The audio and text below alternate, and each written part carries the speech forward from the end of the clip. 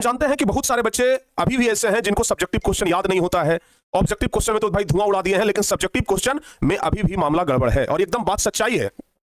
जैसे ही subjective question का बात आता है, बच्चे कहते हैं कि सर जी याद नहीं होता है, भूल जाते हैं। दीर्घ उत्तरीय कैसे बनेगा, लघु उत्तरीय कैसे बनेगा सर, चाहे वो मैट्रिक वाले बच्चे हो चाहे इंटर वाले, दोनों का सेम ही प्रॉब्लम है सब्जेक्टिव क्वेश्चन को लेकर के। तो बाबू देखो, जब तक सब्जेक्टिव क्वेश्चन क्लियर नहीं है, आप ये सपना छोड़ दीजिएगा। 450 प्लस अंक का जो सपना है ना, ये तभी पूरा हो पाएगा जब आपका सब्जेक्टिव क्वेश्चन कंप्लीट है। परीक्षा में जब आप परीक्षा हॉल के अंदर बैठते हैं, जब आपके सामने सवाल मिलता है ना, जब एक सब्जेक्टिव नहीं आता है ना, तो फिर दाहिने बाएं देखना शुरू करते हैं। तो फिर वहां पर हम क्या ऐसा ट्रिक अपना लें कि सब्जेक्टिव क्वेश्चन भी हमसे बन जाए। तो इसके लिए ना सबसे बेस्ट ट्रिक तो यही है कि जो आपके पास बचा हुआ समय है, यानी कि इंटर वालों के पास अप्रॉक्स 20 दिन का समय बचा है और मैट्रिक वालों के पास अप्रॉक्स 30 से 35 दिन का समय बचा है। इस समय में जो भी सब्जेक्टिव क्वेश्चन अगर आपको याद नहीं हो रहा है, जो भी सब्जेक्टिव आपसे अगर याद नहीं हो रहा है, तो हम आपको कहते हैं कि पूरे सब्जेक्टिव क्वेश्चन को याद करने की जरूरत नहीं है। आप अगर सोचेंगे कि पूरा का पूरा सब्जेक्टिव क्वेश्चन एकदम रट जाए, तो कदापि ये संभव नहीं है। तो हम आपको एक ट्रिक बता रहे हैं कि जो सब्जेक्टिव क्वेश्चन आपको ज्यादा परेशान कर रहा है, और हमेशा यही होता है ना कि जो सब्जेक्टिव क्वेश्चन ज्यादा परेशान करता है परीक्षा में वही आ जाता है। तो वैसे सब्जेक्टिव क्वेश्चन के लिए ना बस कुछ पॉइंट आप लोग नोट कर लीजिए। जैसे मान लिया जाए कि कोई क्वेश्चन है जो कि 10 लाइन का है और हमें लिखना है और 10 लाइन हमें एग्जैक्ट याद नहीं हो रहा है, तो आप ऐसा करिए ना कि उसमें से 4-5 पॉइंट जो है वो इंपॉर्टेंट, 4-5 पॉइंट जो इंपॉर्टेंट है, बस उसको आप लोग नोट करिए। उसको आप लोग बस ध्यान में रखिए कि ये पॉइंट और ये पॉइंट पर हमें लिखना है।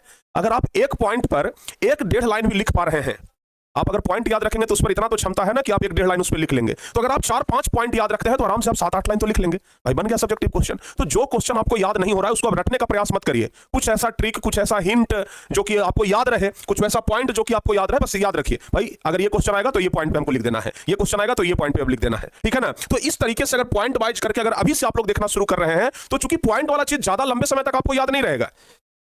बहुत लंबे समय तक सोचेंगे कि वो ट्रिक याद रहे ना, तो वो याद रहने वाला नहीं है। लेकिन हाँ, अब आपके पास चूंकि 20 दिन 25 दिन का टाइम बचा है, तो इतना दिन तो याद रहेगा ही रहेगा, और बीच में अगर 1-2 दिन रिवीजन कर लेंगे ना, तो वो पॉइंट आपको याद रहेगा। तो कोई भी अगर आप सब्जेक्टिव क्वेश्चन याद करना चाहते हैं तो उसका 4-5 मेन पॉइंट उठाइए और बस उस पर अपने से लिख दीजिए।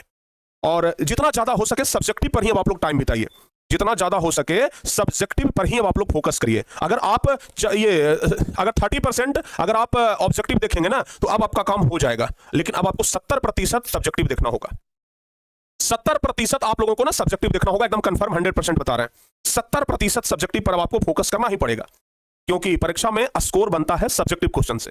ऑब्जेक्टिव क्वेश्चन तो सब बना लेते हैं, ऑब्जेक्टिव क्वेश्चन तो सबका होता है, इतना ना प्रैक्टिस लोग करके जाते हैं कि ऑब्जेक्टिव क्वेश्चन सबका हो जाता है। तो सब्जेक्टिव क्वेश्चन पर इसलिए अब आपको खेल करना है, सब्जेक्टिव क्वेश्चन पे फोकस करना है। दूसरी बात, अब जैसे जैसे एग्जाम नजदीक आ रहा है तो डर बढ़ते जा रहा है, हृदय का धड़कन बढ़ते जा रहा है, इस पर आपको कंट्रोल करना होगा। क्योंकि अगर डर गए तो फिर आप नहीं कर पाएंगे। आप हमेशा तो यही सोचते रह जाएंगे कि अरे अब तो समय नहीं है, अब तो समय नहीं है। ये सिर्फ रोना रोने से थोड़े ना आपका एग्जाम क्रैक हो जाएगा, एग्जाम निकल जाएगा। तो इसको हटाइए। आप मत सोचिए कि हमारे पास 20 दिन बचा है कि 10 दिन बचा है। सोचिए जितना दिन बचा है उतना में हम कर लेंगे, ठीक है ना। और अच्छे तरीके से आप लोग भिड़ जाइए, ठीक है ना। अब आपके पास जो भी पहले से पढ़ाई किया हुआ चीज है उसमें आप लोग रिवीजन करिए, ठीक है ना, रिवीजन करिए। कुछ नया पढ़ने का प्रयास तो बिल्कुल ना करिए, नहीं तो नया पढ़ने के चक्कर में पता चलेगा कि पहले वाला भी नहीं बचा, ठीक है ना। तो अब आपका सबसे महत्वपूर्ण चीज यही है कि अब नया पढ़ने का प्रयास तो करिए ही नहीं। कुछ लोग क्या करते हैं ना कि साल भर नहीं पढ़े, अब एकदम मार पन्ना एकदम उलट रहे हैं, एकदम रोज 2 पन्ना एकदम याद कर लेंगे। नहीं भाई, नया पढ़ने का प्रयास ना करिए। कम से कम जितना पहले पढ़ लिए है ना, उसी को इतना बार रिवीजन करिए, इतना बार रिवीजन करिए कि उस चीज परीक्षा में धोखा ना दे कम से कम। नहीं तो होता क्या है ना कि जो चीज बहुत बार पढ़ते हैं ना, वो भी चीज दिमाग से उतर जाता है, परीक्षा में धोखा दे देता है, याद नहीं आता है। तो कम से कम आप जो चीज पहले से पढ़ लिए हैं उसको कम से कम बाबू बहुत बार रिवीजन करिए, बहुत बार रिवीजन करिए, इतना रिवीजन करिए ना कि वो चीज कम से कम आप दोबारा भूल ना पाए। इतना आपको रिवीजन करना पड़ेगा। तो रिवीजन आपको सबसे ज्यादा करना है।